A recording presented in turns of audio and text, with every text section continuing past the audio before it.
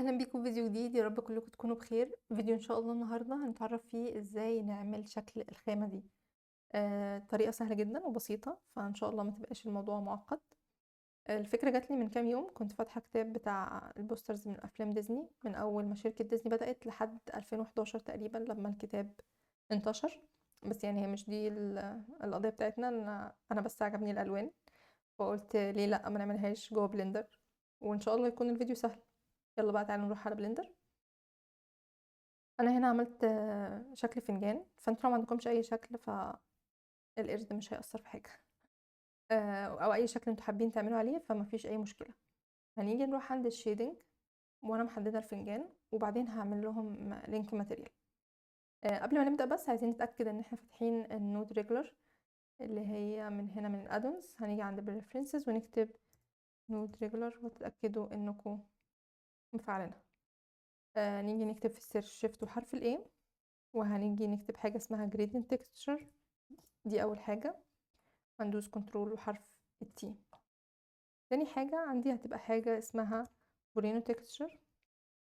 ايه فكرة الفورينو تكستشر؟ هي بتحول لي المساحة اللي عندي دي لمربعات أو أشكال بتبقى شبه خلية النحل، وكل مربع بيكون فيه نقطة، كل نقطة بتروح للمساحة أو الخط اللي قريب منها، والنقطة دي بتكون ليها ألوان مختلفة، الخواص بتاعتها مختلفة تماما عن النقطة اللي جنبها. بنستخدمها اكتر يعني في الماتيريال اللي بتكون خاصة بالارض او الفواصل اللي بتكون ما بين الارضيات عندنا. فهي دي كانت نبذة بسيطة بس على الفورينو تكستشر. فالفورينو بقى هنا هيدينا ايه؟ هيدينا الوان مختلفة، هو اللي هيدينا التدرج عندنا في الالوان.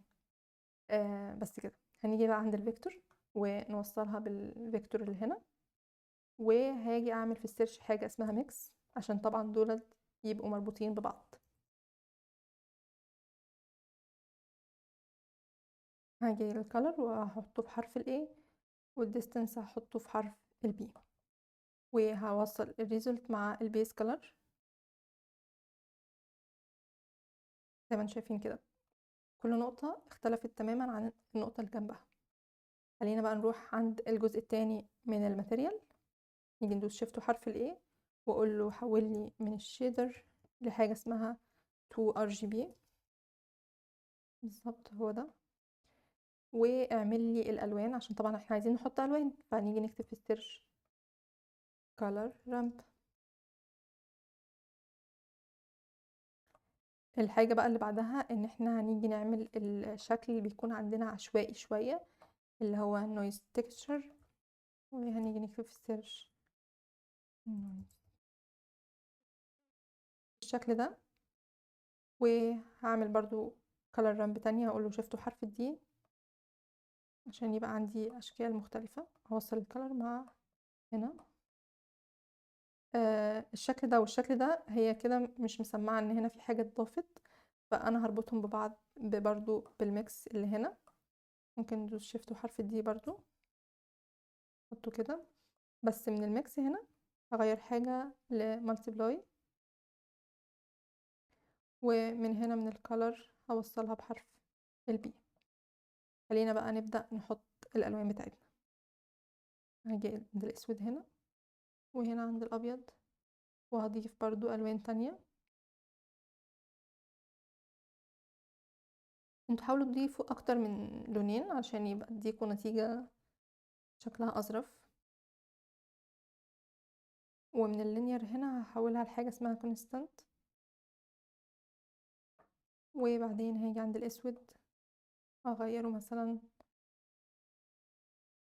بنفسجي، وهنا امسك درجات الازرق والبنفسجي.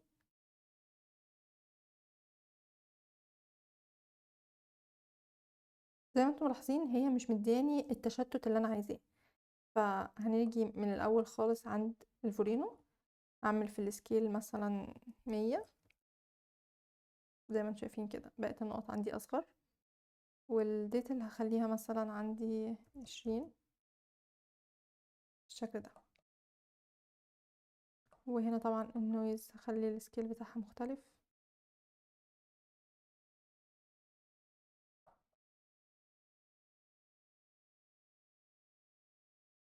نيجي بقى عند اللون الابيض ده اخليه برضو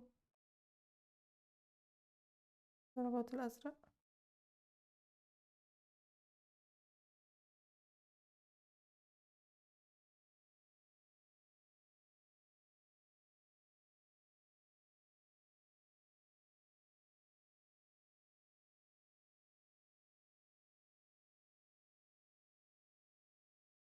وبقيت بالشكل ده. ممكن نيجي نلعب برضو شوية في الالوان سنة بسيطة. نيجي بقى نعملها مع فكرة القرد. نيجي ندوس على القرد وهنا ونقول له لينك ماتيريال، غير بقى الالوان بتاعتها، نعمل له هنا دبليكيت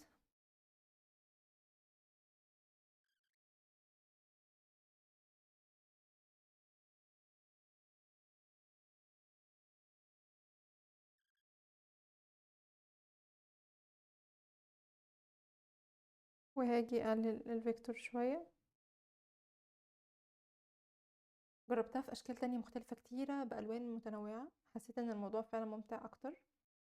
لو حسيت ان الفيديو مفيد او ممكن يفيد حد ممكن تبعتوله. ان شاء الله اشوفكم في فيديوهات تانية كتيرة. مع السلامة.